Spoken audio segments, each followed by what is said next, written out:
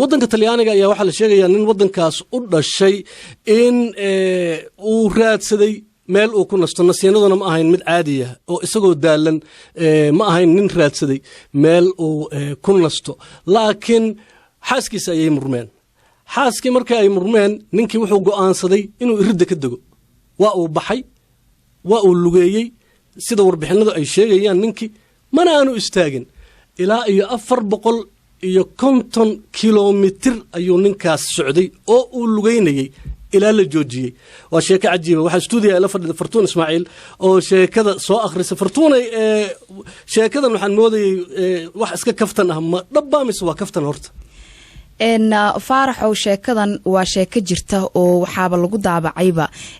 wargeys fadhigiisu uu yahay magaalada Bologna oo Talyaaniga xaaskii murmeen waana dhaqaajiyay socod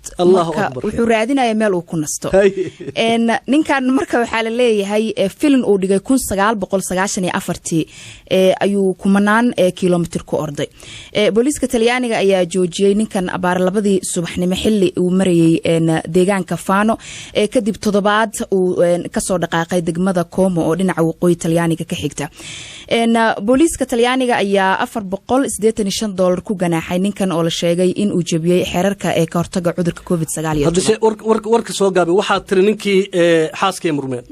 waa dhaqaaqay 450 kilomitir u socday ilaa boolisku ay joojiyeen waxa loogu daray ganaax $485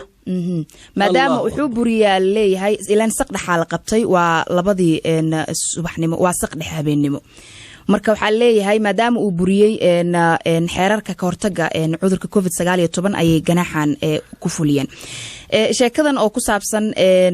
ninkan waxa markii ugu horeysay daabacay wargeyska aan ku sheegay Bologna waa fadhigiisu yahay magaalada Bologna waxaana markii dambe ay si weyn ugu baahday baraha bulshada Fartuunay haddii gartaas lagu keeni lahaa see u qaadi lahayd ninka nasiinuu baraadsanaya haduu buuq ka cararayo waaba runtiis waana sida dadka uga falcelinayaanba dadka waxay leeyihiin ninkan haliyey oo go'aan gaaray waaye go'aan fiican uu qaatay